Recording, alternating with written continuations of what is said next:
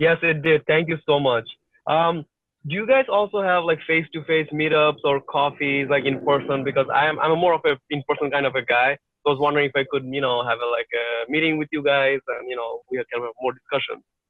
Yeah, definitely. We have face-to-face meetups all the time. We have advisory sessions. And we also have our regular monthly meetup. So a lot of the people on the call today, I'm pretty sure are familiar with our regular monthly meetup. But same place that you guys found this meeting on meetup.com. Our meetup group has monthly in-person meetings. So yeah, check it out on the meetup.com website. Or you can email Ming, that's me, at volitionprop.com. And I can send you all the information. Yeah, I mean, Awesome. Thanks so much. Matt's finally here. Sorry, I got caught up. It's a much longer story. I can tell it to you later. Our meetup was our bread and butter. Actually, that's how we got started. So we have a monthly meetup. We do it every month. We have got 50 to 60 people come out every month. We have a guest speaker usually, or some topic we talk about. We actually only started this coffeehouse chat a couple months ago as a test, just to see if people were interested in it. Seems like we got some traction, but yeah, this is actually just a test run right now. And actually, our bread and butter is actually our physical face-to-face meetup. It's in the Annex in downtown Toronto. DuPont and Spadina. So come out, come check us out. Our next meetup actually is not even at that location. We're doing actually a street smart tour for our next meetup. So if you come out, check out the meetup. It gives you all the details. We're actually going to go check out some properties. I think we're gonna check out a turnkey triplex. I think we're gonna check out one of our clients triplex conversions. So we're just starting that reno. So tons of learning. It'll be fun. Come on out. Matt, I'm gonna hand it over to you for a second. Yeah. You gotta change a dirty diaper. I'll be right back. Your own. I'll be back in a couple of minutes. Ming just shat himself. Excuse him. No, Ming's got like a 4-month-old. So anyway, yeah. So you got my attention now. What's going on, guys? Come on, give me a question. John, I see you just looking around. I think SK is Sean, if I recall correctly. That's right. Are you gonna go? Can you hear me? Yep. Are you gonna go over the questions in the meetup comments by any chance? Or yeah, I'm gonna go over them now. I literally just got home. I don't know if you guys could see my video. Yeah, I'll go through them now. Is there any questions you want to go over before I go to get to the ones on meetup.com? I had one on that. Another one that just popped up was, what are your thoughts on like courses on real estate investment? Like I know a lot of people offer different kinds of courses. Do you find value in those? Do you think that, obviously you guys also have a whole set of meetups and educational sessions. So like, do you think everything that you can learn in those courses can be learned either through networking or through other means, or is there value in paying thousands of dollars to attend these, seminars? Depends on who. Okay. Anyone you wouldn't recommend? I'll tell you where to start, right? Okay. I wasn't just born with a whole bunch of real estate knowledge. I also learned. I learned from experts and gurus right? So I consider myself a fairly intelligent guy, but I didn't know. I had the capability to learn, but I didn't have any good contacts. I didn't have any good educational fundamentals. So I was kind of just throwing stuff when I first started out, I was throwing stuff at the wall and see what stuck, right? And I'll be honest, where my real estate education really took off was when I joined Rain. Okay, so I joined Rain. Rain provided a lot of the fundamentals. I hope this doesn't get back to them. Rain's changed a lot over the years. And so Anyway, I'm not going to get into too much more than that. We can talk about it offline if you want to. Hey, Ming. Hold on. Someone's on the line whose kid's talking. Mute yourself or I'm going to mute everyone. Anyway, coming back to your question, Sean. Rain, I think Rain's education is good. I don't think you necessarily have to join the Rain organization. There's lots of, I think it's Gabrielle or Gabriel. I think it might be, I'm going to put you on mute. Yeah, it's either Gabrielle, whoever it is, you're on mute now. So Rain has a lot of education material, which actually is still pretty good. Start out with, if you want some books, Real Estate Investing in Canada 2.0 by Don Campbell, Secrets of the Canadian Real Estate Cycle. To me, if you're starting out, those are two required reading materials, okay? Is networking important? Networking is important. This is not a solo sport.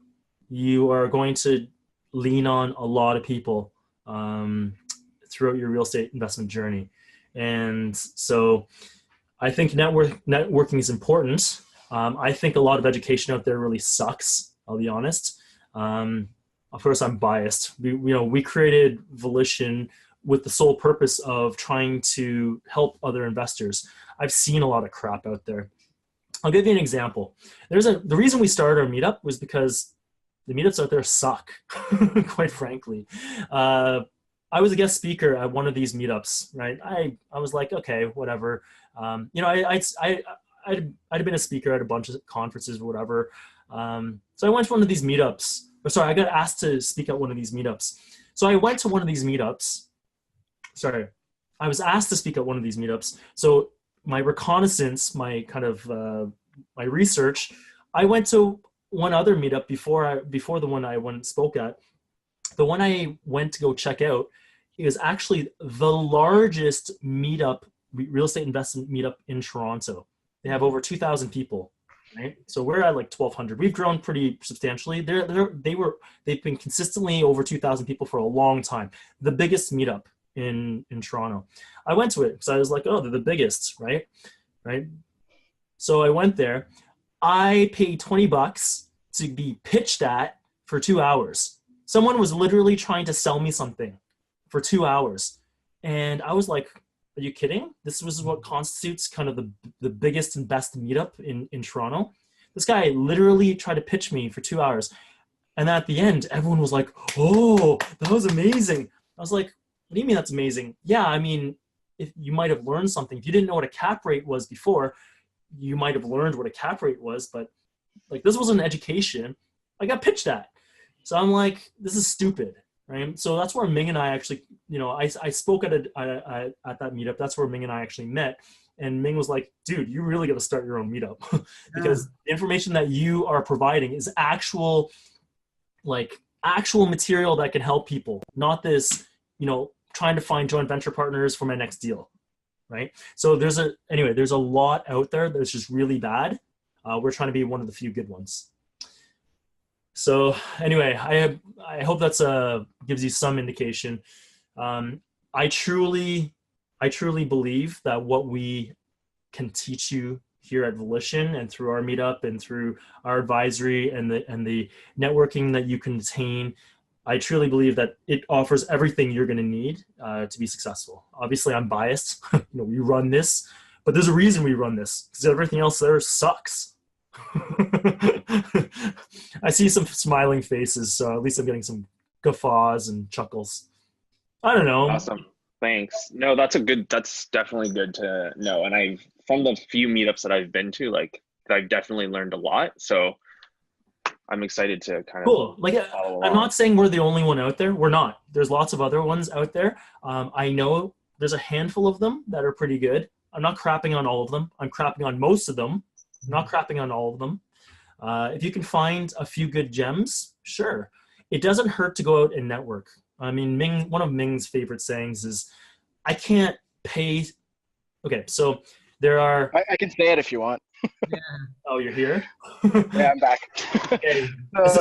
This is your $10 job analogy, and your networking analogy. Yeah. Uh, so basically, I like to think of all the work that I do is broken up by different job prices. There's like $10 jobs, $100 jobs, and $1,000 jobs. So a $10 job is something that I can outsource, right? Like cleaning a common area of a property. I shouldn't be doing that. It's $10. My time is hopefully worth more than that. $100 job is skilled labor, right? Like, um, flooring or something like that. There is some value in $100 jobs, but I don't want to be spending too much time on them because I really want to be doing $1,000 jobs. And those are the things, no matter how much I pay somebody, no matter how much I try, I can't really outsource that. And those things are education, networking. It doesn't matter how much I pay somebody else, they can't learn for me. Only I can become educated myself. And networking is another big one. No matter how much I pay somebody, they can't network for me. Only I can create those connections myself. And that's really, where my time is best spent. Yeah. So at Volition and what we do through these meetups, we try to facilitate that, right? We try to facilitate the networking. We try to bring, when you work with us, you're going to have our Rolodex of pre-vetted people we work with. Basically, they're going to be the best in the industry in every facet of what they do, every single service provider, right?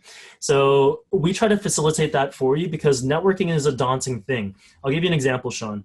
So if you go to Rain, what's going to happen is, I haven't been there in a couple of years, but this is what happened when I first went. You're in a room, you go to an acre, you're in a room of like 500, 1,000 people. It's so daunting that you're like, okay, you listen to the guy on stage, maybe you chat with the guy beside you. Are you getting a lot of networking value out? It can be tough. It can be daunting. It can be intimidating, right? Everyone around you is like these big time investors and you're just getting started or whatever. It's hard to network actually, right? And you're talking to the guy next to you and this guy is probably maybe not offering much value to you either because he's just as useless as you are, right?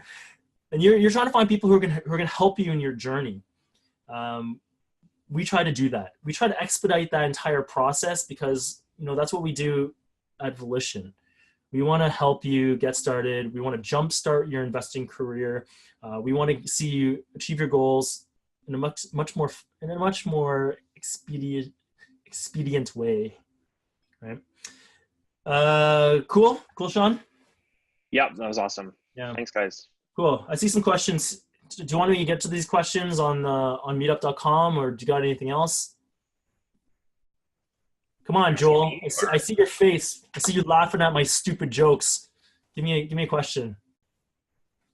All right, can you hear me? Yeah. All right, yeah, I didn't know how to turn on my microphone. So I'm here because Ming. I met Ming on Bigger Pockets. So what's up, Ming? And I'm pretty new at real estate. I was just wondering, if you're gonna start in a market, let's say I want to learn real estate in Toronto. Yep. How do I go about, where do I even start? Where do I even begin? Do I start with books? How do I start learning about the prices? What's a good sales price? I don't even know where to begin. Yep. No, it's a good question, right? We all start from somewhere. And there is no predefined path. There's no 10-step program that's going to get you to real estate investing or anything like that. But there are two things that I would think about. So number one is learning about real estate investing, real estate theory, and education, right? I think that there's one component about, learning about how real estate works and why real estate works as an asset class and kind of real estate theory. And then on the other side, there's the practical aspects, which is understanding your market. Which market do I invest in? Should I invest in a condo versus a house, or how do I get cash flow in Toronto or whatever, right? So there's those kind of practical aspects, and then there's the theoretical aspects. I think both are important, right?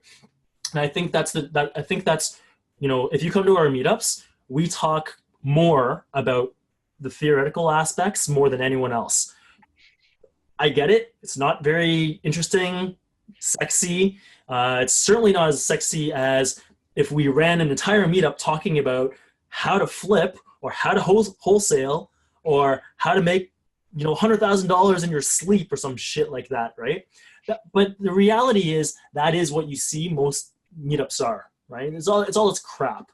That's why I don't believe in that, because I don't believe you can become successful and truly successful in real estate investing without understanding the real estate theory, the economic theory behind it, the fundamentals. Like we'll start by teaching you an educational framework on how to think about real estate, why real estate works as an asset class.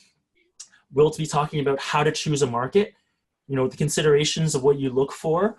We'll be talking about the concepts of not only ROI, but risk-adjusted ROI and headache-adjusted ROI. No one talks about these concepts. They just dive right in. Hey, wholesale, make 20 grand overnight, right? We all see that crap, right? Over here in the theory, we're heavily grounded in theory. So that's when we talk about things like, choosing an area that has economic growth, GDP growth, because GDP growth and economic growth is eventually going to mean job growth, because if the GDP of an area is going up, more companies are investing, more companies are moving into that area, that means there's job growth. When there's job growth, that means there's population growth, because people are moving into an area to take those jobs. So there's population growth. So when you have population growth, eventually, like those people who initially move into an area, for the first 18 to 24 months, they rent.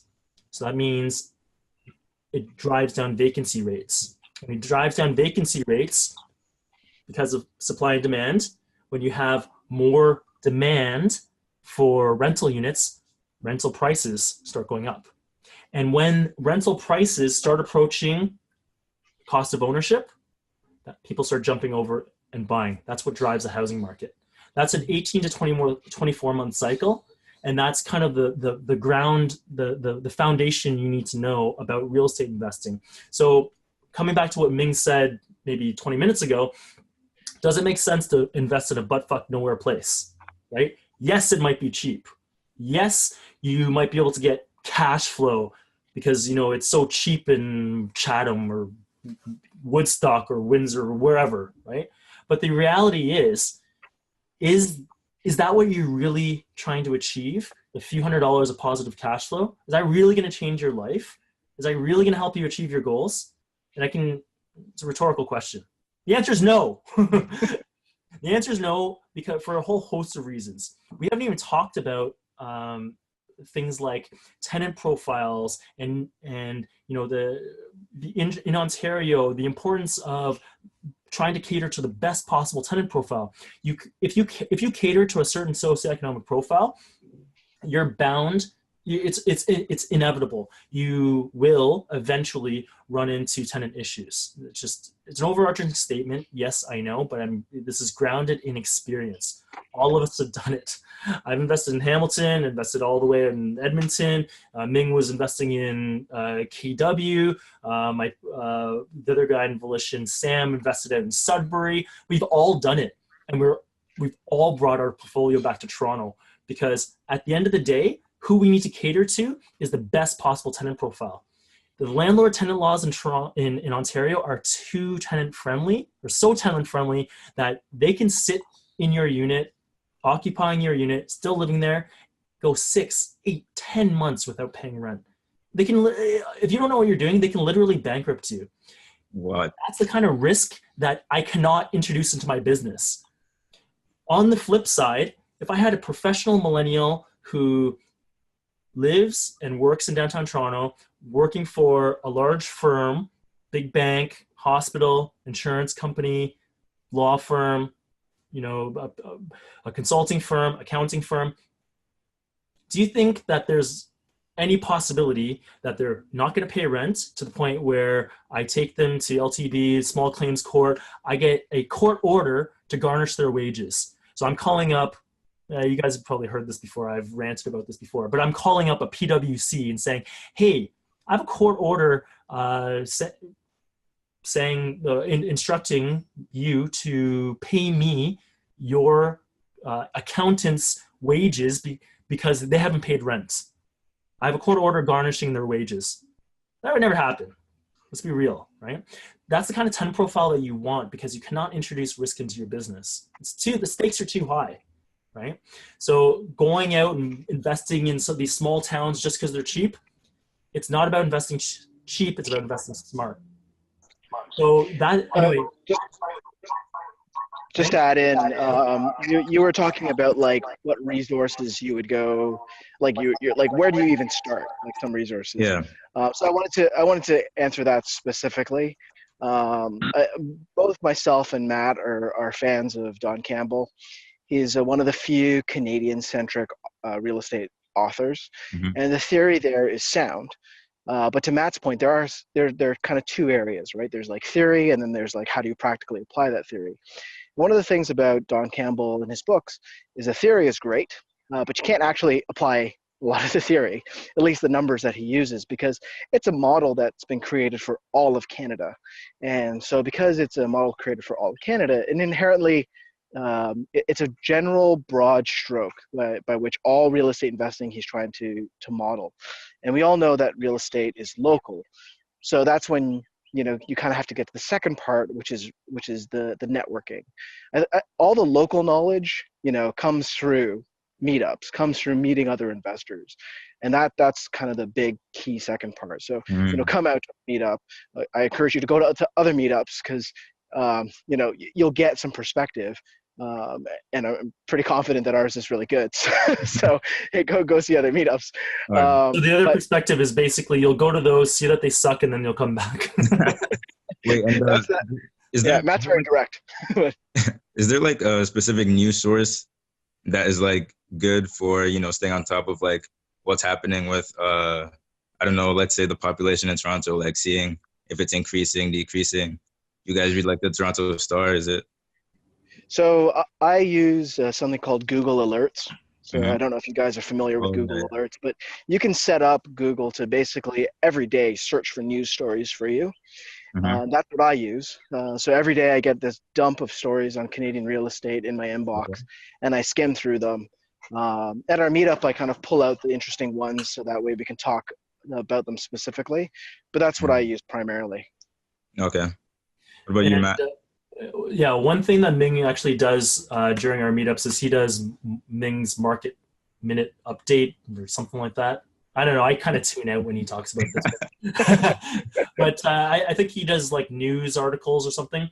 One thing that he does stress and we all talk about is don't just listen to the headlines, right? The headlines, they're just to get eyeballs. So you could read a headline and then the actual content of the article could be completely different than what the headline's trying to state. So read the article and read it with a critical eye. You can draw many different conclusions, many different conclusions from the same content. Yeah, and you'll see like, every month there's stats published on the market, and every month you'll get 5 different opinions on those exact same stats. If you're reading an article from Better Dwelling, it'll be negative. If you're reading an article from Globe and Mail, it's almost always positive. So, take it with a grain of salt, right? Yeah. I'll try the Google Alerts thing for sure. Cool. Next. Nothing? Do you want to go through the questions on Meetup? Yeah, sure. No one's even sharing any video, so I don't even know if anyone's listening. I know I can only see John and Joel. I'm like, we're the only brave ones. So let me ask you, if you were coming out to a meetup, do you wear a mask or like is this what we're still trying to remain anonymous or? It's because everybody's at home in their pajamas.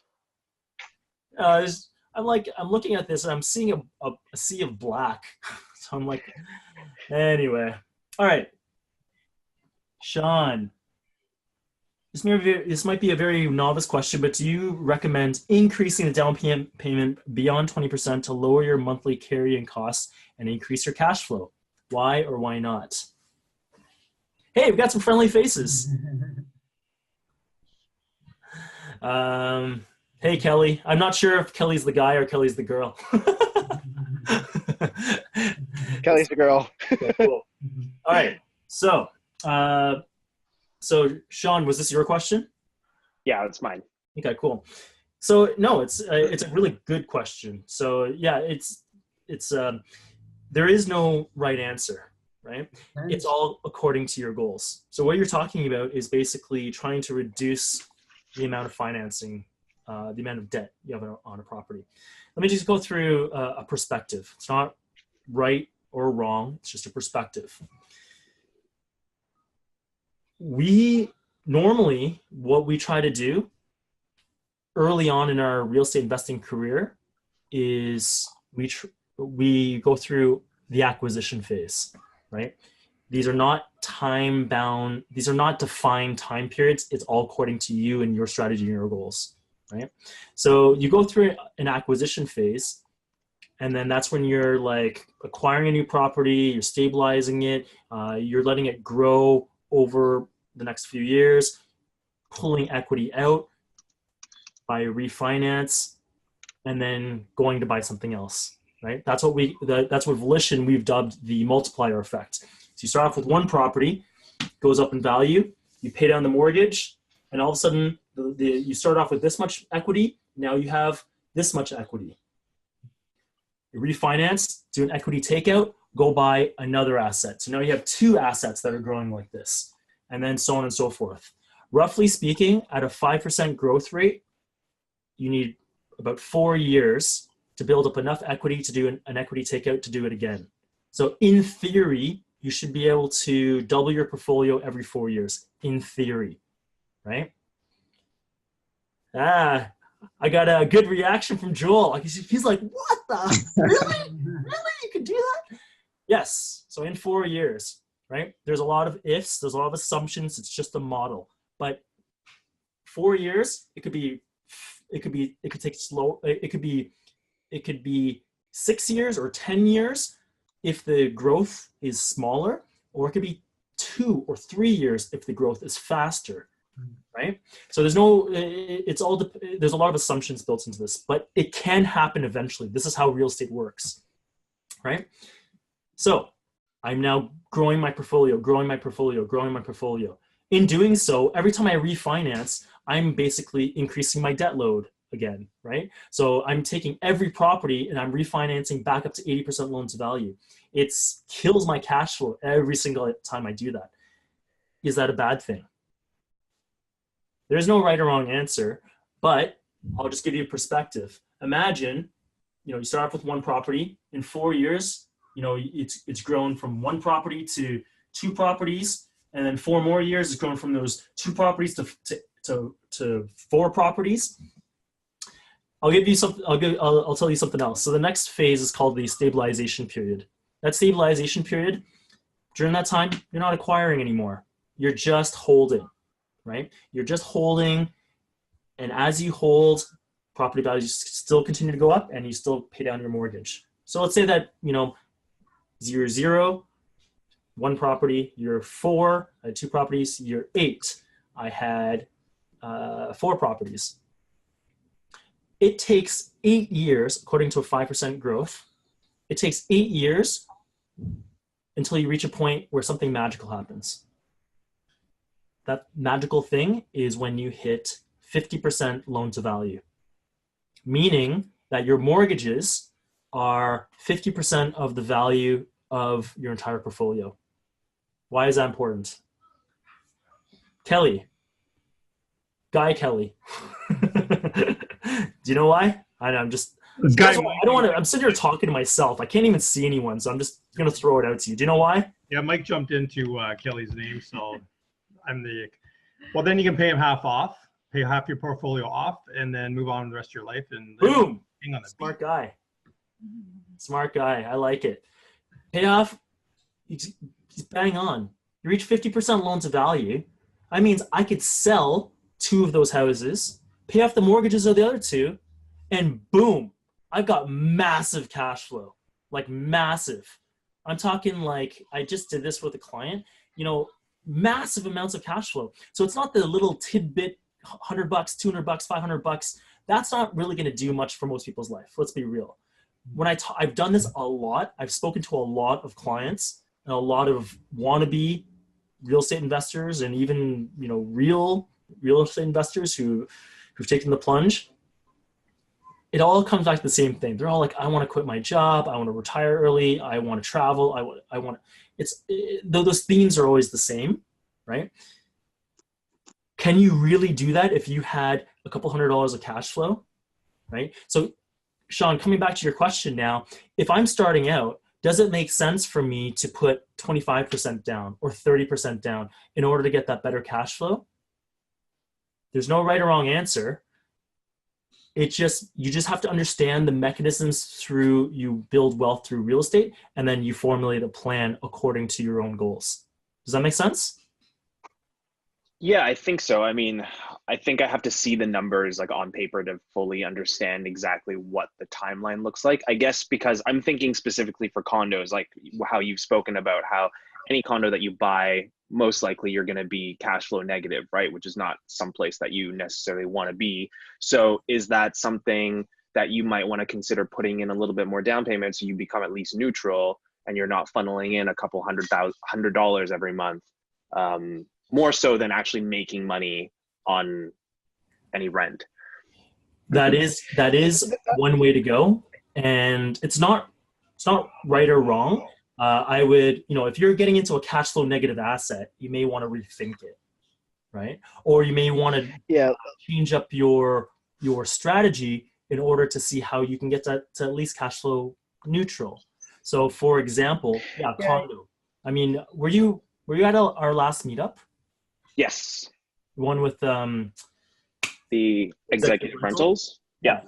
Right. So there we showed a model where, okay, well, we've demonstrated you don't have to be cash flow negative. Yes, you're absolutely right. 20% down, 99% of the condos in Toronto will be cash flow negative. We don't go for those 99%. We are the 1%ers. We want to be one of those 1%ers or something like that. Anyway, the point is being smarter about your acquisition strategy, being smarter about your rental strategy can mean that you may not have to be cash flow negative, right? So, I think that, you know, to add on to what you're saying, Matt, adding in additional equity because the asset itself is not performing properly, I am not an advocate for, right? So if I'm buying a property that doesn't cash flow because essentially it's not a great investment, then I'm really just throwing money at a problem.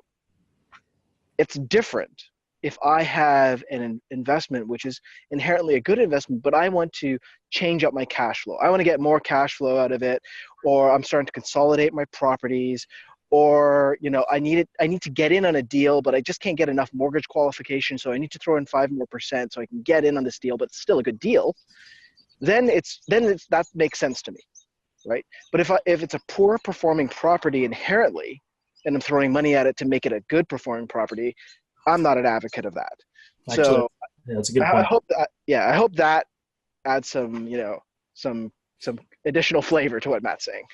Actually, it's a really good point, because one thing that we do with a lot of our clients, we do advisory with our clients, right? We'll actually sit down, we'll do an overview of their entire portfolio, and we'll get to understand with their starting point, like where they're at right now. We'll also want to know where you want to go and help you build a plan to get there. But we analyze where you're at right now. And one of the first things we do, it's not rocket science. One of the first things that we do, though, is we will analyze your portfolio as if you were acquiring it today. What that means is, so I talk to people all the time. They're like, yeah, I bought this condo, 5 years ago. So it cash flows great, gives me $500 of positive cash flow. I bought it, 5 years ago. It's gone up $250,000. And they're like, yeah, it's a great performer. I'm like, okay, well, maybe it is. Let's take a look. And I guarantee you, 99 times out of 100, if I were to refinance that portfolio up to, refinance that property up to 80% loan to value again, it would be cash flow negative again. The reason I analyze it at 80% loan to value is because I want to know if I was going to acquire that today, would I actually buy it? If I was considering buying this property today, would I actually buy it? If the answer is no, you really need to rethink why you're holding that property. It's all about putting your capital to highest best use. There's no emotion here, right? The reason people hold is because they're emotionally tied to it, right? But we're impartial. We don't care, right? So we can look at it and go, okay, well, actually, okay, what's your rent on this? How much is your mortgage, your rent, your expenses, and everything else. And if you're going to refinance that back up to 80% loan to value, mortgage payments are higher, would you still cash flow? If the answer is no, why are you still holding it? There has to be a damn good reason why you're still holding it. Or else you're just holding a poor performer or not putting your capital to highest and best use. Is that cool? That's good. That's actually very interesting to hear. We've added some value today. Good. Yeah. Cool. It happens every now and then. By accident. Okay, next question. Okay, Ty Vo asked, when is a good time to consider using private lenders? How do you assess risk, given that private lender fees and interest rates are often much higher than going to an A lender? So, I wrote a quick answer. I mean, there has to be a really good reason you're going private, right? You're not just going private for the heck of it, right? And people are like, oh, it's because I can't qualify anymore. If you can't qualify anymore, private lending isn't going to solve your problem either. If you're intent on long-term buy and holds, private lending has a place, right? Private lending is, for example, if I'm going to flip, right? If I'm flipping and I can't qualify for normal financing, or the house is in derelict condition or whatever, I get private financing. Private financing is almost exclusively used as short-term funding. That's it, short-term. So you need an exit strategy. So, I mean, she's asking, when is a good time to consider private lenders? You're not going to use private lenders as a ongoing financing strategy for your traditional buy and holds. You can't hold private lending for that long. It's too expensive. 8%, 10%, 12%. You'll never build a solid portfolio like that. You'll be cash flow, you'll be bleeding, right? It's only for short-term financing. So what are some examples? I said flip is one. Buy, rent, refi is another. If I'm going to draw out equity from an existing property in order to go do a renovation on another property, and I'm going to refinance that property and eventually pay out my private loan, that's an example of where you'd use private financing. Anyway, if you don't know what private financing is, you shouldn't be using it. Let's just put it that way. There's lots of middle ground too, right? Between A and private. Like A is your best financing, private's your most expensive. And there's a whole plethora of other options. B lenders, people that lend on like construction specific, which they'll look at your after repair value of your construction plan and give you a better rate than a private lender. There's credit unions, there's I don't know. There's a massive world of lending between those two options. You want to leave your most expensive lending as kind of your last resort. So I'm not sure what your project is, what they're trying to achieve, but I'm sure, almost positive, there's other options available before. Yeah, she's not on this call, but for example, and then there's ways to do it more intelligently as well as part of an overall strategy. Here's one: vendor take back, right? Seller financing. So here's an example. You have a seller who you can negotiate with them. Turns out This is not for your average home owner who's just selling. They will not get this. Even when you try to explain it to them, they will not get it. They'll just think you're trying to scam them. But follow my logic. If you can find a reasonably sophisticated seller who will understand this, then you may be able to work something out. Seller financing, what does that mean? Oh, when the seller finances. Oh, okay. Nigel. One of you. When the seller like acts as your bank, so you pay back the seller for when they. So like if you buy from the seller, you give them a down payment, and then as you receive cash flow, you pay them off as if you're paying off a mortgage. Seller take back. Yeah. Joel, why are you trying to go find other education? You already know all this shit. No, I don't know like what to do though.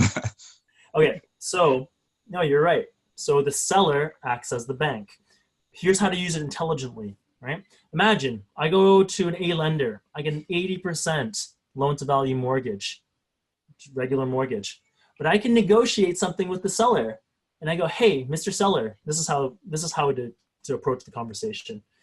We've done it, so we know how to do it. We've acted, we're investor agents, so we've acted on our client's behalf trying to negotiate these, and we've done them ourselves as well. And be like, hey, Mr.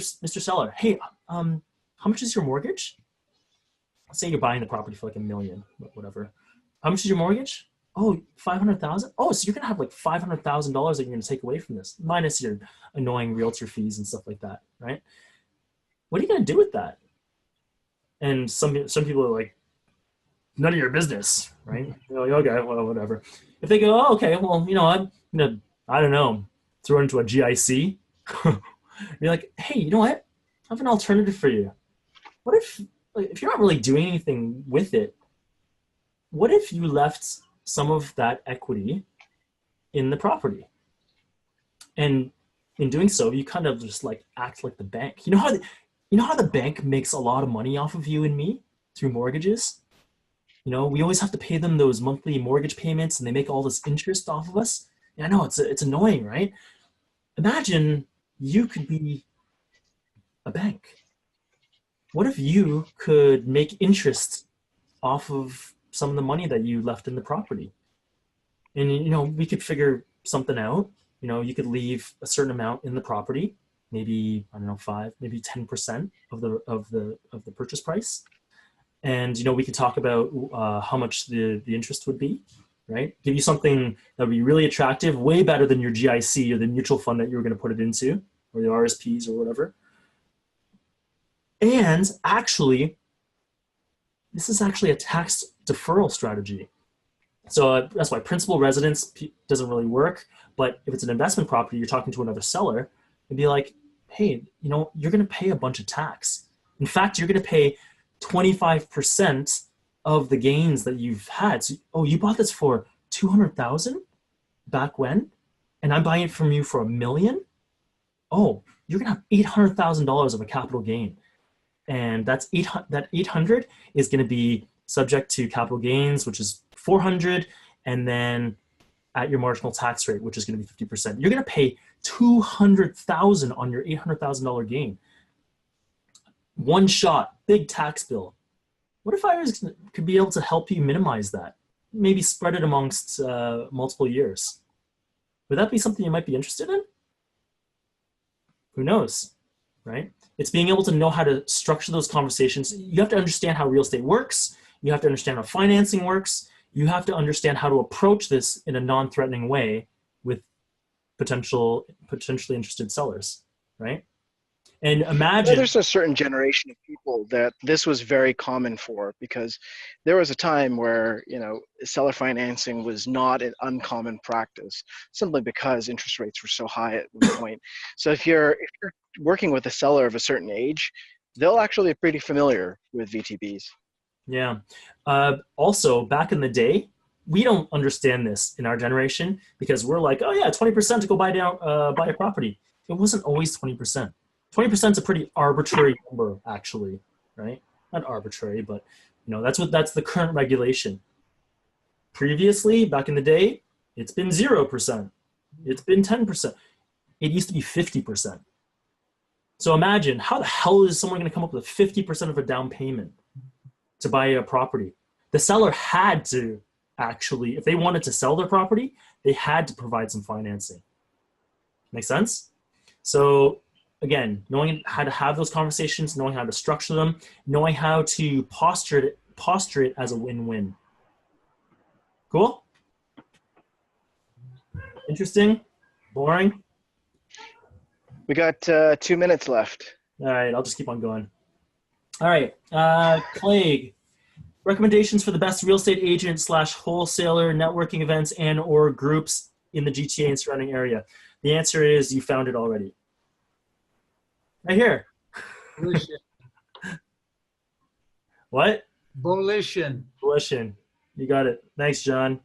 All right, Ty also asked, should you always raise your tenant's rent, the allowable amount every year? What are the pros and cons? Should I ask my tenants for more money and I'm allowed to? Yes. Depends. Called inflation. This is a non-starter. The answer is always yes. And the only reason you wouldn't is because you're lazy. Really. Okay. It's market dependent, market specific, right?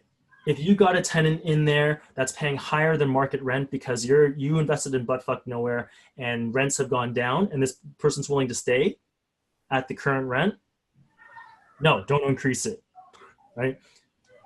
If, let's say that you have other reasons you want to keep the tenant in there, let's say how much more you're going to increase it is not worth the headache because they're a really good tenant and you're going to run the risk of a tenant who's not as good coming in, no, don't jack it up. If you're going to have to pay a lease-up fee to someone and it doesn't make sense to raise the rent because of reasons X, Y, Z, no, don't raise the rent. I don't necessarily agree with any of those, though. I always think you should get top dollar for your rent for a number of reasons. Number one, more money in your pocket. Number two, for financing purposes, right? Number three, it's more attractive if you go to sell the property. Higher potential valuation in the eyes of the buyer. There's more value to the buyer if you've got higher rents, right? Anyway, I can keep on going, but the answer is raise your rents. Stop being lazy. Okay. Yes. One of the things I wanted to add with the last couple of minutes that we have here too is that, in Ontario, we're pretty much mandated to very minuscule rent increases, right? Anywhere between like 1 or 2%. And yes, you should do it because it's even if it's a small number at the end of the day, because I think it encourages that habit of every year you're going to see a rent increase. But, what we talk about is if I have a tenant that's a lifer, and that person's going to be there for 10 or 15 years. And the most I can raise the rents every year is 1 or 2%. I'm massively missing out on market rent increases, right? Because in Ontario, really, the only way you can increase rents without all sorts of trouble is on turnover. So when we talk about the best tenant profiles, a lot of people think we're talking about people who are going to be pay your bills and take care of your rent for the next 10 years. But that's not the best tenant profile, not for Ontario, right? For us, a great tenant profile is, yes, somebody that does pay your rent on time, yes, takes care of the property, but two, actually turns over. We don't want somebody who's there for 15 years. We want somebody who's going to be there for a couple of years and then they move out. Because when they move out, I can bring my rents back up to market. And if I'm not bringing my rents back up to market, in the last couple of years in Toronto, I'm missing out on double-digit increases, right? And that's massive, right? So that's why we talk about millennials, because when I was in my 20s, I was moving all the time, and I'm not an unusual case. Everybody's doing that when they're that age. They've got friends, they've got girlfriends, they've got boyfriends. Roommates change, and this is why we go after this tenant profile. It's a lot more than just somebody that pays your rent well. They're also transient. I just want to make sure we highlight that as an important point. Yeah, it is an important point. Thanks for adding that. Cool. Okay, next, John. For those who are interested in learning more about real estate, do you recommend getting your real estate license? There's nothing about getting your real estate license going to help you learn more about real estate, real estate investing. Yeah. I'll be honest. The courses are bullshit. You don't learn anything. The barrier to entry is like this high. You need a high school diploma, right? There's 50,000 agents out there. Like, how hard could it possibly be? There's nothing about the education, nothing about the process, nothing about with the program that's going to help you. If you're talking about real estate investing, you need to learn through either your own experience or other people's experience. That's where the networking is. That's where the meetups are. That's where the education is. Yeah, I hate to be blunt. I get this question a lot. People are like, what I get a lot is, hey, if I was going to do my own deal, man, I'd save $5,000, $10,000, right? Yes, it's not incorrect. Do you think you're the best person to be doing your deal? Do you think, you're buying a potentially multi-million-dollar purchase, or at least in the many hundreds of thousands. Do you think that with the 2 weeks of real estate training that you had getting your real estate license, or a couple of months, do you think that you're in the best position to be able to negotiate the best possible deal on your contract? Or better yet, do you think that you're selecting the best possible property? Anyway, that's what I come back to with risk, right? I'm not gonna lie, I got my real estate license because my realtor, I already knew more than him, right? My realtor was just like any other realtor. And I was just like, well, I'm already more sophisticated than you, buddy. So, and I'm gonna start doing my own deals, but I did it with a very specific purpose of, building my real estate portfolio, and eventually with the view of helping others. And now we're at a point where we are acting in our clients' best interest in helping them achieve their goals. It's not about saving a couple $1,000. I think that there's a lot more to it. And I think, we keep on talking about risk. For me, it's risk is an aspect that's not talked about in real estate very often. They talk about being risky, over leveraged, or the ups and downs of the real estate market. No, actually, it's not about that. I don't care about those things. Actually, markets go up, markets go down.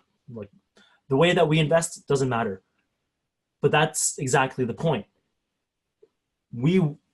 Working with someone like us or someone like us, we help you through buying the right property that's going to allow you to weather those storms, the ups and downs, right? Trying to mitigate risk in your portfolio. And I think that you trying to go out and go do your own deal, quite frankly, I see as introducing risk into this whole process. Is that fair? I don't want to crap on anyone who's like actually trying to go do it or anything like that. I feel strongly about people who try to go out and do their own deals because they think they're going to save a couple of bucks when it's going to come back and potentially bite them in the ass later. Yeah. When shopping for a property, where can we find the selling prices of previously sold properties? You can come to us. If you're working with us, we provide comps. We actually provide a lot of freaking services, and we don't get paid any more than anyone else. We just do hell of a lot more work. So some of the things we do. So yeah, absolutely, we'll provide you with other solds. When our clients actually are going to refinance properties, we help our clients buy the best possible type of assets. And usually over time, these assets go up in value. And we want those people to invest again. It's good for them. It's good for us. It's good all around. It's win-win, right? Because right now in Toronto specifically, it's all about a land grab right now. We're all trying to build our portfolios because we all know where it's going to be in 10, 15 years. At least we should know. So what we do is we will actually coach them through the process of how to get a better appraisal during the refinancing period, right? Yeah, we'll pull the comps. We'll actually teach you how to have those conversations with the appraiser.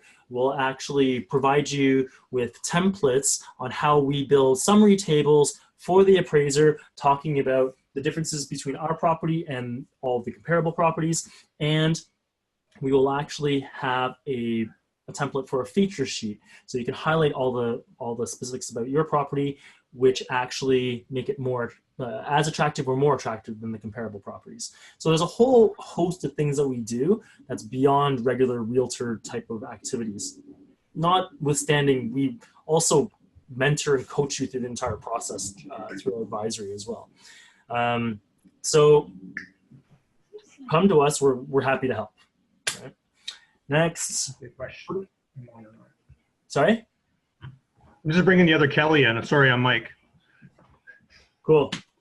What are the economic fundamentals Mings uses to focus on a particular geographic area?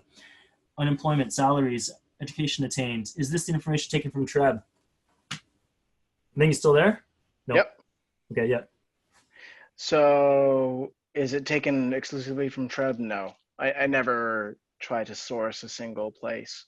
My favorite source is actually StatsCan, but StatsCan is a little slow, but it's a very good resource because the data is quite clean. So in terms of information sources, Treb is one of them. We use something also called the Home Price Index. So Home Price Index is not run by Treb. It's kind of an independent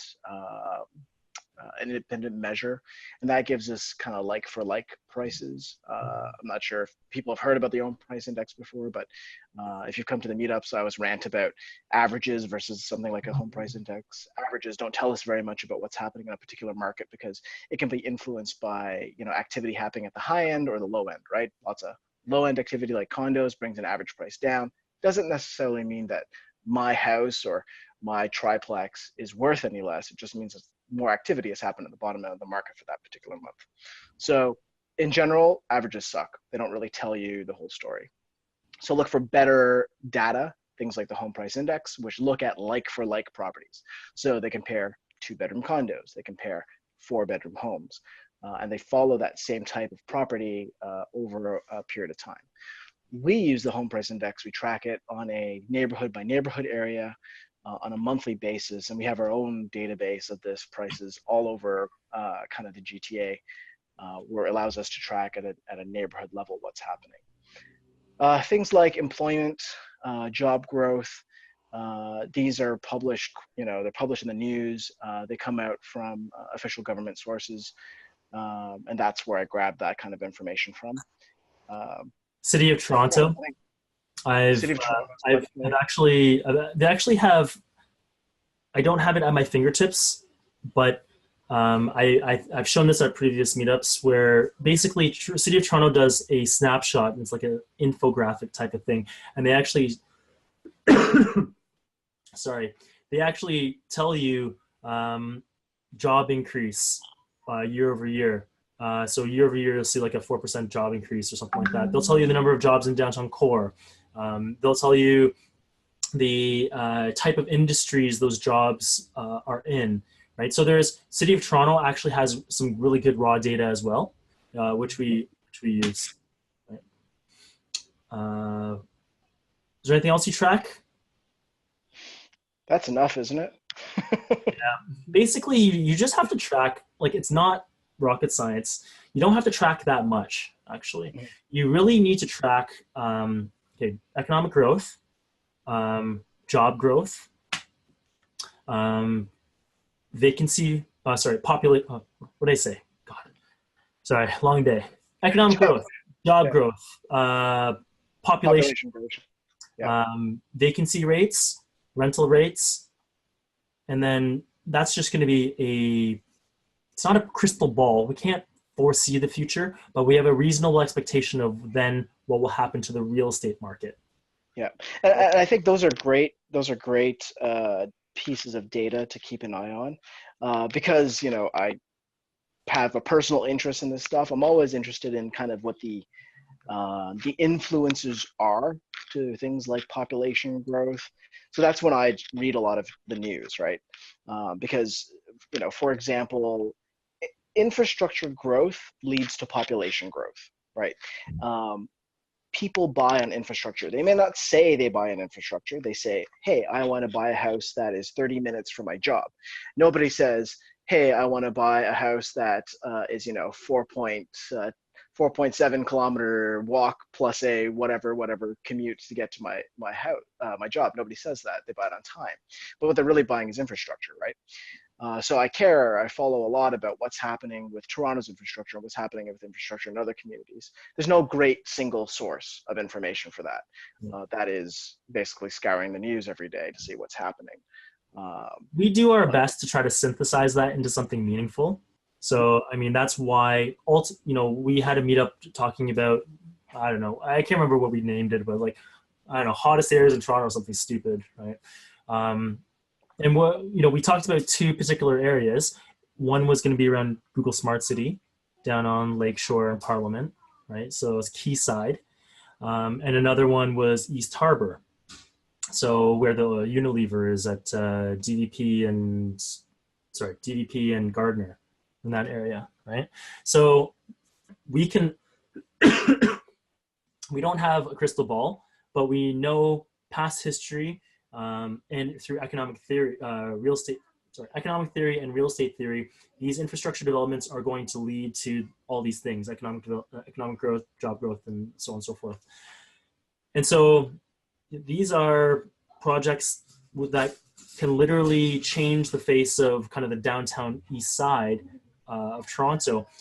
We haven't even talked about the downtown relief line, right? These are the types of things that we try to synthesize this for our clients into something meaningful. So ultimately what it means is, okay, maybe you should think about investing in Leslieville or South Riverdale or, or in Regent Park, or, because these influencers that are nearby can fundamentally change the area, and ultimately you're going to see a lot of benefit from it.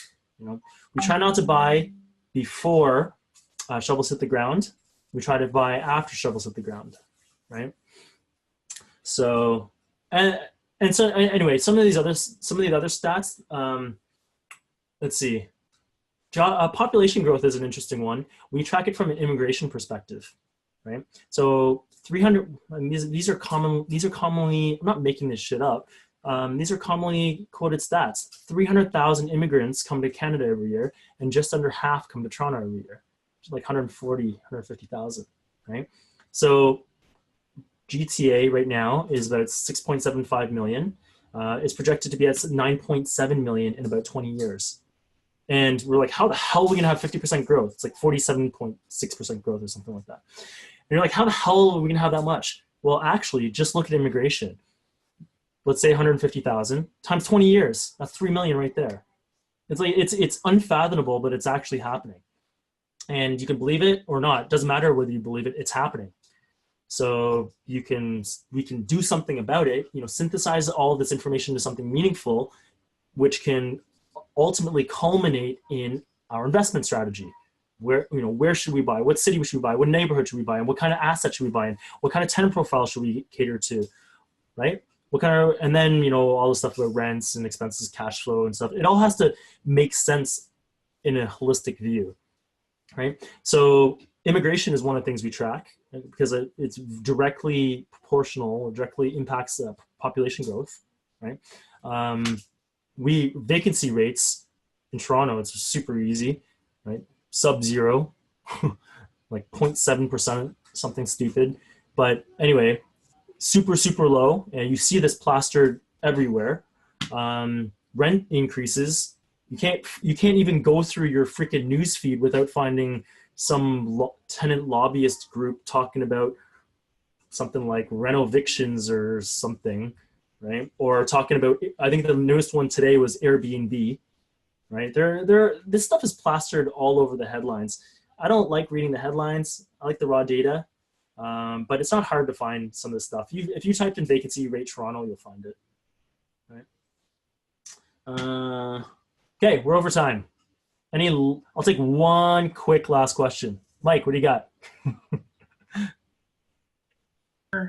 How often you guys do these little coffee meetups? We started this just a couple of months ago, actually. So I said this, I think, earlier. Our bread and butter, we actually do in-person, face-to-face meetups in the NX. So every month we get together. we have market update and a bunch of other stuff. And then usually we have a guest speaker or at least a specific topic to talk about. So we talk about renovations. We can talk about executive rentals. We could talk. We have an expert mortgage broker who comes in quite often to give you updates on what's happening on the financing side and whether it's getting easier or harder to qualify for mortgages. We had a real estate investment accountant come in a couple of months ago. So we hold those monthly. That's what we used to do. We've done this for about 4 years now. And then a couple of months ago, or 3 or 4 months ago, I was just getting feedback saying that our clients wanted more engagement. They wanted to learn more. A month in between sessions was too long. So that's why we started this coffee house chat. And cool. It's good for people that live in the middle of nowhere like me. So I appreciate it. Where do you live? I see Up nice here, trees. Muskoka. Muskoka. Yeah. We're flooded up here, but that's okay. Hope you got some good waterproofing. Yeah, we're good. I know, I can see the nice trees in your background. Yeah, so, and actually we tape every meetup. We tape every coffee house chat. Go to our website. It's on our website, www.volitionprop.com. So you can hang out in the Muskoka, sunbathe, and enjoy the nice weather. You don't have to come down here. Everything's up there on our website. Cool. Anything else? So the next tour is on the 17th? May 17th. Sounds good.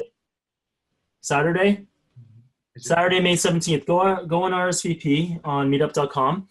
And yeah, we're going to take you through a few properties. My intention, I don't know which ones we're going to be available, but I want to show you a finished triplex, like a turnkey triplex. I think there's a triplex that's mid-renovation right now that one of our clients is doing.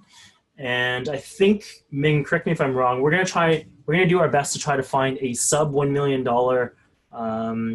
freehold investment property. Yes, I challenged Matt. I said, okay, we can do a burr, we can do a turnkey, but I would love to get something cheaper for people who, like $1 million is a lot of money, right? So to find a cheaper investment property. So we're going to try to find something for the group. So $1 million is a lot. For Toronto, it's not enough still. Our clients, when they buy triplexes, they're 1.2 to 1.5 normally, right? Like that is just a reality. So Ming's like, dude, find something for less than $1 million. So, show people options. I'm like, where do you want to invest? Like, where the hell are we going to find for something for less than $1 million? Anyway, that's what he's challenged us with, and we're going to try to find something for you guys. And we have options that are under $1 million. I don't want it to sound like there's nothing under $1 million bucks. We have lots of, early investors who we get in for much less money. But, our favorite investments are land type investments. So we always try to graduate people to this best asset class. So to just prefix this, I'm trying to get the best asset class, which is land, and have it under $1 million. So that's Matt's going to be busy with that. Yeah, because normally, like if you're starting at a price point less than $1 million, most times you're going to start in a condo, right? A condo is like 600, 700, 800,000. So the challenge right now is, can we find something for less than $1 million that's freehold, that's land, that's dirt, not a box in the sky, right? Not necessarily that a box in the sky is a bad thing, right? It has its place, and it can be a stepping stone if done properly, if done right, if done intelligently. But as Ming was saying, there's nothing that's going to be dirt. If you have the capability of buying dirt, buy dirt. If you don't, it's a different story. You need to start from somewhere, right? So you think dirt has more value over long term? Always. Oh. Always, because when you're buying a condo, you're buying fractional ownership, right? And there's nothing wrong with fractional ownership, but it's fractional, right? And what goes up in value is not the building itself. The building depreciates over time, and if you're doing your accounting right, you are reaping the benefits of depreciating buildings, right? what goes up in value is land. It's always the land that goes up in value. So you're trying to get as much land as possible, with a building on that land, which allows you to service the cost of the land, right? That's essentially what you're trying to do as a real estate investor. And there's lots of ways to make the building on the land turn more and more money for you, so the carrying costs become easier and easier. But the value, the appreciation that happens, it's not in the building. It's not in the fractional ownership of land. It's in full ownership of the land. So it's an unfathomable thing. Like, imagine, you know, in Toronto, these prices are going through the roof. Everyone's like, oh my God, the prices are sky high. These houses are going up in value. Actually, it's not the house. If I built a new house today, in 20 years, it's going to be dated. It's going to be old.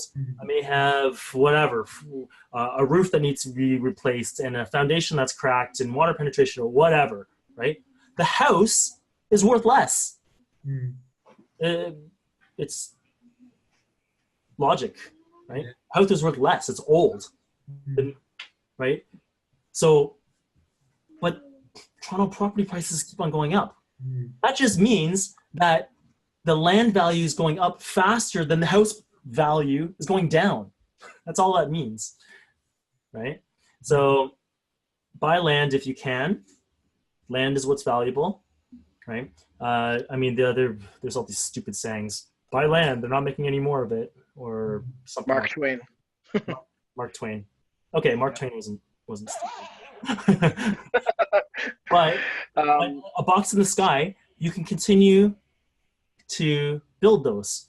I just need a small plot of land, and I can put a 60-story tower, right? I can continue to build those without restriction. The restriction is obviously going to be government and approvals and stuff like that. But physically, I can just assemble a parcel of land, build another tower. I can't do that if I own,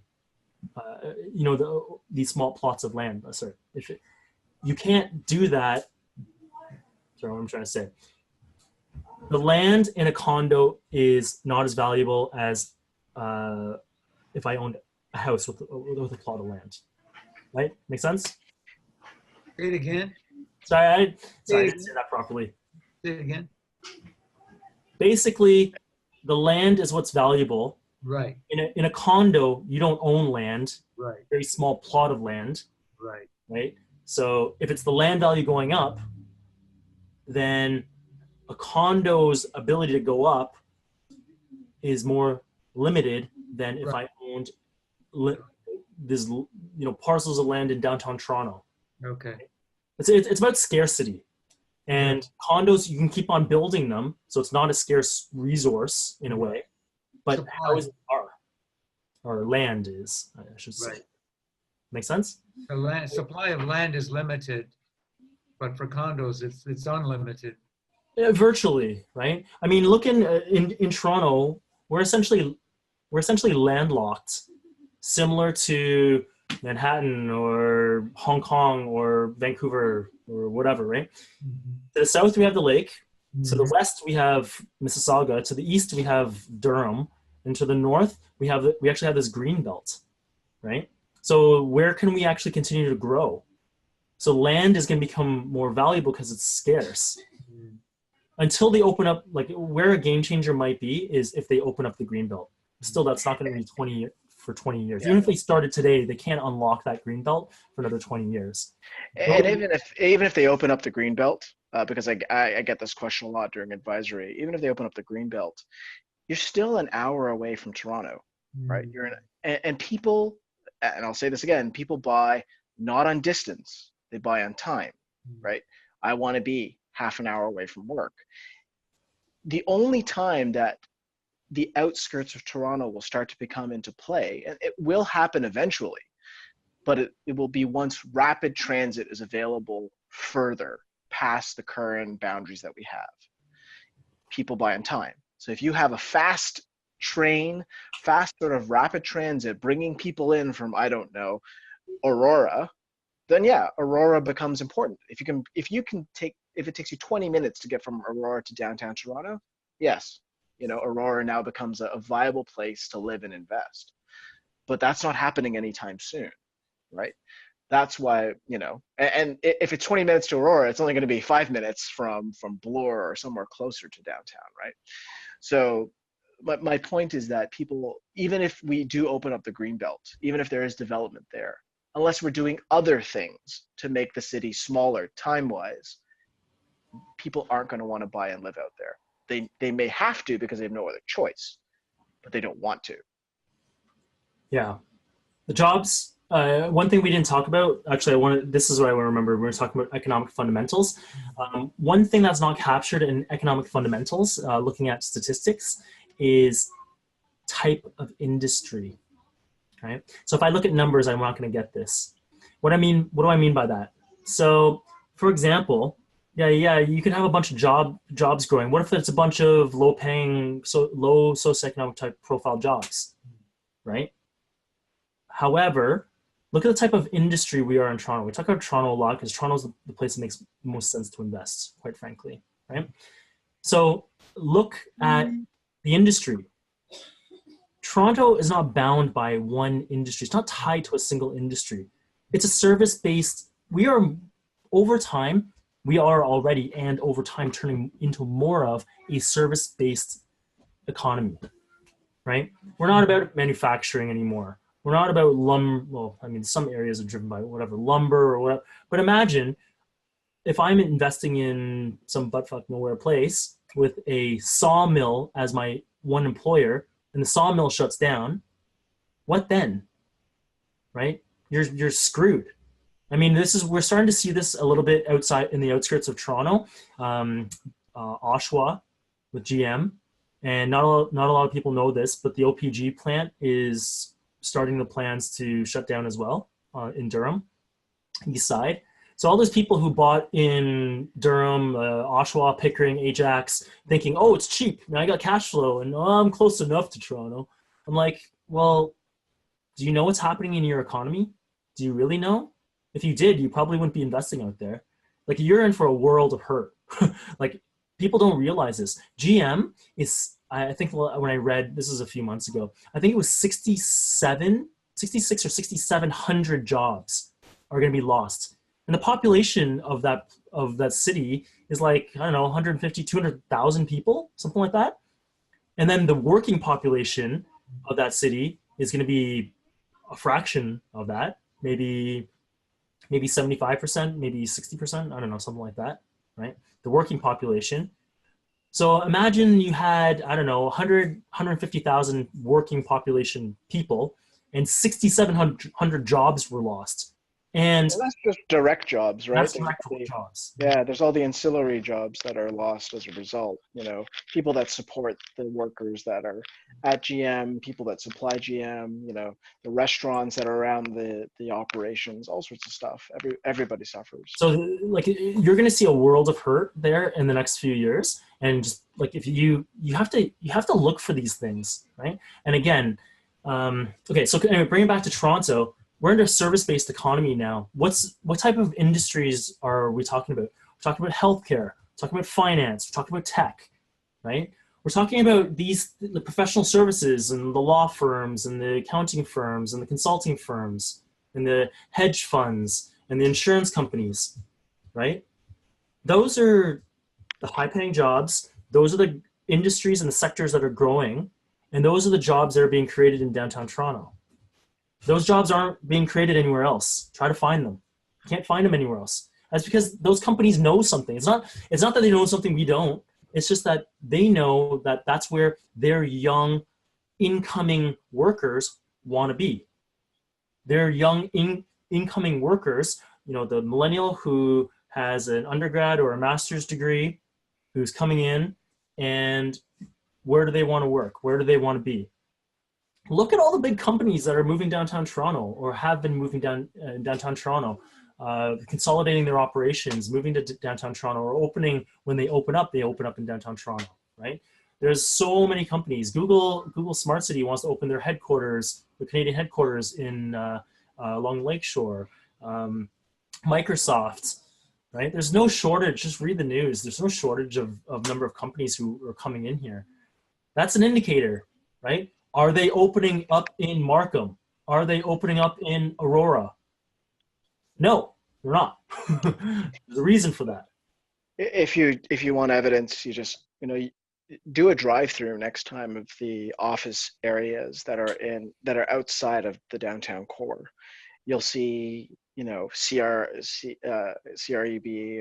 or Colliers or all these signs for office space for rent, because the outskirts of the city it's not competitive anymore. All the top talent wants to work and live in downtown. And downtown has some of the lowest vacancy rates in office space in all of North America right now. So it's quite evident, this demographic shift. Anyway, I was just tying that back to your question around economic fundamentals. So this is some of the stuff we just talked about. It's not going to show up in statistics, right? This is kind of outside statistics. This is understanding this at a deeper level. So if I just looked at job growth, it won't necessarily paint a holistic picture. Right? So I just wanted to touch upon the fact that you can look at economic fundamentals, but we need to also understand real estate theory and how it all kind of ties together. Thank you, Matt and Ming. Thank you. Cool. Just to wrap up, some people were asking how to get a hold of us. You can email me. My name's Ming, M-I-N-G, like the dynasty. So it's Vase. Sorry? Like the vase. Yeah, like the vase. So now you can never forget it. But you can contact me at any time. Email's the best way. Ming at Volition. That's VOLITION, and then prop.com. Or you can go through our website. It's volitionprop.com. Or you can ping us on Meetup if that's how you found us. There's lots of ways to get a hold of us, though. Go to our website. Like you're obviously joining this one web chat. We've done a few of these now, but we also have a whole crap ton of actual physical face-to-face meetups. You'll learn a lot. So cool. Thanks for joining. Thanks a lot, guys. Appreciate it. All right, thank you. Bye. Bye. Bye. Bye.